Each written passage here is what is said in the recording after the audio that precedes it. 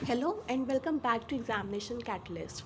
तो आज हम बहुत ही इम्पॉर्टेंट टॉपिक के बारे में डिस्कस करेंगे, that is micro nutrient and deficiency diseases. तो इसमें बहुत लोगों को बहुत चीज़ों के बारे में कन्फ्यूजन्स हैं। तो स्टार्ट करते हैं। सबसे पहले हम विटामिन ए से। तो जैसे विटामिन ए मैंने आपको पहले भी बताया था कि जितना भी आपको आई रिलेटेड, विजन रिलेटेड जो आपको डेफिशिएंसी डिसऑर्डर होते हैं वो यूजुअली विटामिन ए की कमी से होता है। अब विटामिन ए में कभी कभी क्या होता है कि आपको सपोज़ नाइट ब्लाइंडनेस दे देते हैं और पूछते हैं कि आपको किस चीज़ की डेफिशिएंसी की वजह से होता है। और अगर सपोजिटली उसमें ऑप्शंस विटामिन ए नहीं है और उसकी जगह कभी कभी रेटिनॉल या बीटा कैरोटीन लिखा है, तो आप उसमें रेटिनॉल या बीटा कैरोटीन भी टिक कर सकते हैं, क्योंकि विटामिन ए के ही जो पार्ट्स होते हैं वो रेटिनॉल और बीटा कैरोटीन होते हैं। तो जब भी विटामिन ए के बारे में डेफिशिएंसी डिसऑर्डर आएगा तो वो आपका नाइट ब्लाइंडनेस, ज़ीरोथैल्मिया, या फिर आपका जितना भी आपके mortality in children and pregnant women के बारे में जब भी बात होगी तो आपका विटामिन ए आएगा, that is usually vision related. फिर हमारे विटामिन बी के जो हमारे डिसऑर्डर्स होते हैं डेफिशिएंसी के, तो सबसे पहले विटामिन बी 1 जिसे हम थायमीन भी बोलते हैं, तो वो हमारा बेरी की जब हमारा विटामिन बी 1 की डेफिशिएंसी होती है बॉडी में तो वो हमारा बेरी कॉज करता है। और यूजुअली कभी भी जो इसके अदर डिसऑर्डर्स है जैसे वेर्निक या कोरास्को, ये कभी सिंड्रोम्स इतना यूजुअली एग्जाम से पूछा नहीं जाता है। तो B 1 is commonly link to berry. Then vitamin B 2 that is riboflavin, ये आपका बहुत ज़्यादा स्किन रिलेटेड में आता है, डर्मेटाइटिस में आता है, इम्पेयर्ड आयरन एब्जॉर्प्शन में आता है, फटीग, आई चेंजेस। पर इसका कभी भी आप एग्ज़ाम में जैसे आएगा तो वो यूजुअली जितना अभी तक पैटर्न में देखा गया है कि कभी भी अगर विटामिन बी 2 के रिलेटेड आते हैं तो वो यूजुअली डर्मेटाइटिस से रिलेटेड होते हैं या फिर इम्पेयर्ड आयरन एब्जॉर्प्शन। कभी भी उसको आई चेंजेस से रिलेट नहीं करते हैं क्योंकि वो विटामिन ए से यूजुअली लिंक होता है और फटीगनेस नहीं होता है। तो इसलिए आप इसको हमेशा इम्पॉर्टेंट ध्यान रखिए कि vitamin B 2 is related to dermatitis और इम्पेयर्ड आयरन एब्जॉर्प्शन। देन हमारा vitamin B 3 that is niacin, वो हमारा पेलेग्रा से लिंक होता है। पेलेग्रा में डर्मेटाइटिस, डायरिया, डिमेंशिया, डेथ। तो अगर आपने अभी तक क्वेश्चन सॉल्व करे होंगे प्रीवियस ईयर तो आपने देखा होगा कि कई बार डिमेंशिया के बारे में बहुत ज़्यादा पूछा जाता है कि डिमेंशिया कौन सी न्यूट्रिएंट की डेफिशिएंसी की वजह से होता है। तो आप नाइसिन टिक कर सकते हैं, विटामिन बी 3 टिक कर सकते हैं। पर अगर विटामिन बी 3 नहीं है तो तब आप बाकी ऑप्शंस को देखेंगे, जैसे कि अगर विटामिन ए के रिलेटेड आई जितना भी डेफिशिएंसी होगा उनको टिक करेंगे एंड क्रिस क्रॉस करके ऑल्टरनेटिव स्ट्रैटेजी को यूज़ करते हुए आप टिक करेंगे। क्योंकि जितने भी हमारे विटामिन बी रिलेटेड डिसऑर्डर्स होते हैं वो आपके यूजुअली स्किन रिलेटेड रहते हैं और डिमेंशिया ऐसे चीज़ों को रिलेटेड रहते हैं। फिर हमारा मोस्ट क्या कहते हैं, सबसे ज़्यादा जो कंफ्यूजन है सबको अबाउट द अनीमिया।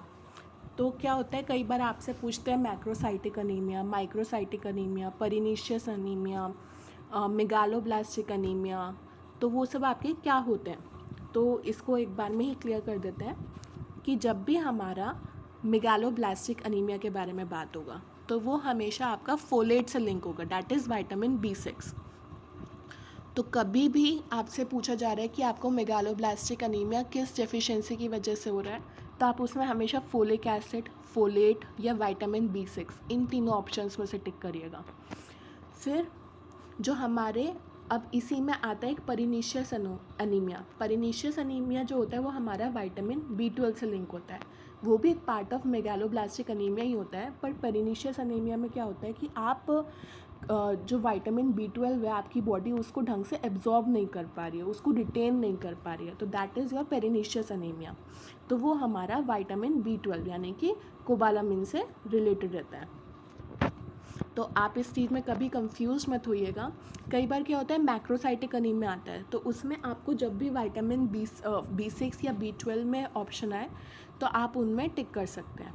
ठीक है, कि मतलब आपसे पूछा जा रहा है कि macrocytic anaemia is caused due to deficiency of which nutrient, और उसमें ऑप्शन है suppose vitamin A, vitamin B 1, vitamin B 2, और विटामिन B6, तो आप विटामिन B6 टिक करिए। अगर विटामिन B6 नहीं आता है तो विटामिन B12 टिक करिए, क्योंकि ये दोनों आपके मैक्रोसाइटिक अनीमिया में आते हैं। तो एक बार हम फिर से एक बार देख लेते हैं ये वाले।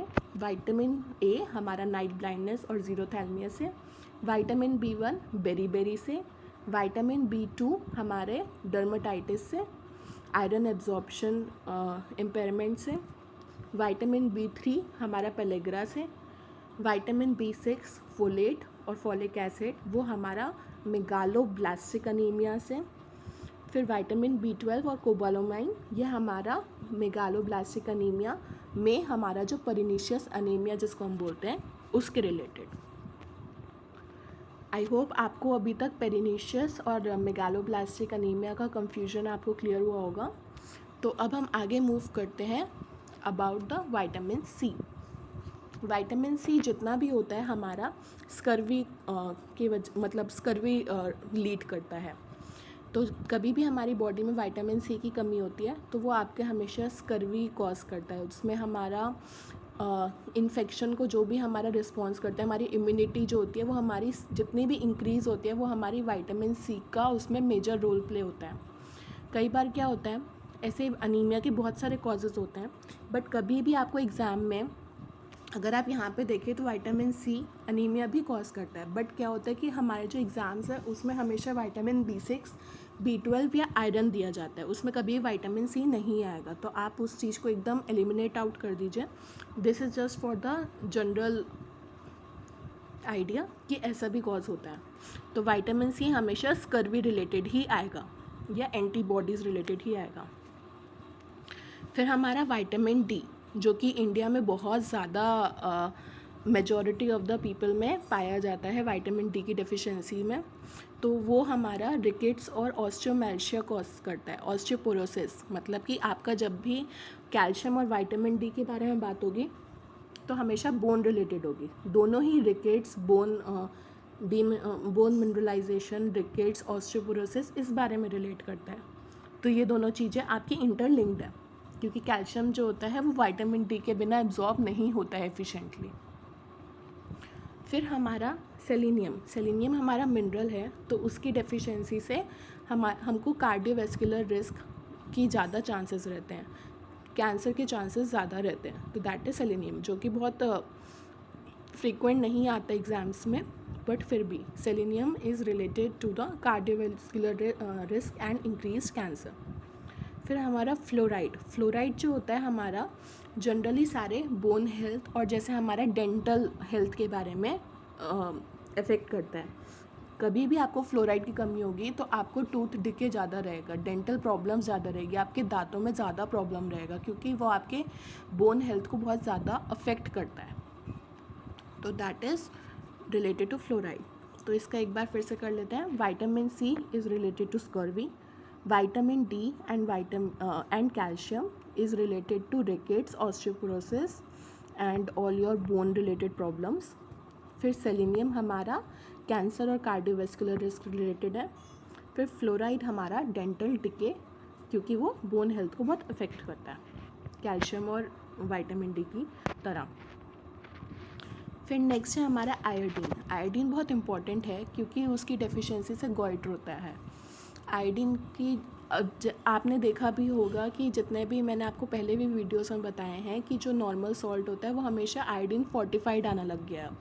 क्यों? क्योंकि आयोडीन का बहुत इंपॉर्टेंट रोल प्ले होता है in the birth defects, infant mortality. कि अगर कोई भी प्रेग्नेंट लेडी है और उसमें आयोडीन डेफिशिएंसी है तो उसका जो बेबी है उसमें बहुत ज़्यादा चांसेस रहते हैं कि वो बेबी में बहुत सारे डिफेक्ट्स के संग वो बर्थ ले, या फिर वो बेबी का चांसेस ज़्यादा रहते हैं कि वो नहीं मतलब हेल्दी बेबी ना रहे, और या फिर नॉर्मल अगर प्रेग्नेंट नहीं भी है तो भी उन लोगों में गॉइटर की डेफिशिएंसी का बहुत ज़्यादा रहता है। तो इसलिए गवर्नमेंट ने हमेशा अब से क्या करने लग गए हैं बहुत टाइम से कि वो नॉर्मल सॉल्ट में, क्योंकि सॉल्ट हर घर में यूज़ होता है, तो इसलिए उसमें आयोडीन फोर्टिफाइड करता है।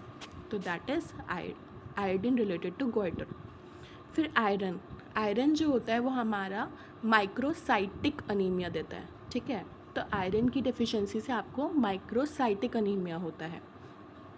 अगर आपको आयरन का कमी है तो आपका क्या होता है, ज़्यादा कंसंट्रेशन प्रॉब्लम्स आती है, आपको लर्निंग और वर्क कैपेसिटी आपका डिक्रीज़ हो जाता है, आपका मटर्नल और इन्फेंट मोर्टालिटी डिक्रीज़ हो जाता है, आपका जो बेबी जो बर्थ लेता है अगर वो प्रेग्नेंट लेडी में आयरन की कमी है तो उस बेबी हेल्दी नहीं होता है, वो अंडर वेट पैदा होता है।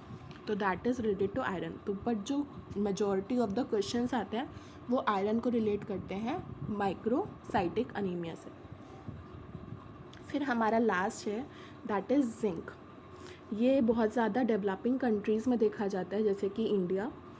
तो इसमें क्या होता है कि ये भी आपका बहुत ज़्यादा प्रेगनेंसी एंड इन्फेंट रिलेटेड है कि अगर कोई भी प्रेग्नेंट वुमेन में जिंक की कमी है तो वो आपके बहुत ज़्यादा जेनेटिक डिसऑर्डर यानी कि बेबी के क्रोमोसोम्स के संग, ठीक है, जो मैंने आपको पहले ही बताया था कि उनके XX या आप ह्यूमन डेवलपमेंट वाले प्लेलिस्ट में देखेंगे तो आपने देखे होंगे कि डिफरेंट जेनेटिक डिसऑर्डर्स रहते हैं, क्लाइनफिल्टर, टर्नर, ये सब चीज़ें, तो वो आपकी जिंक की डेफिशिएंसी से ज़्यादा चांसेस रहते हैं वो सब होने के।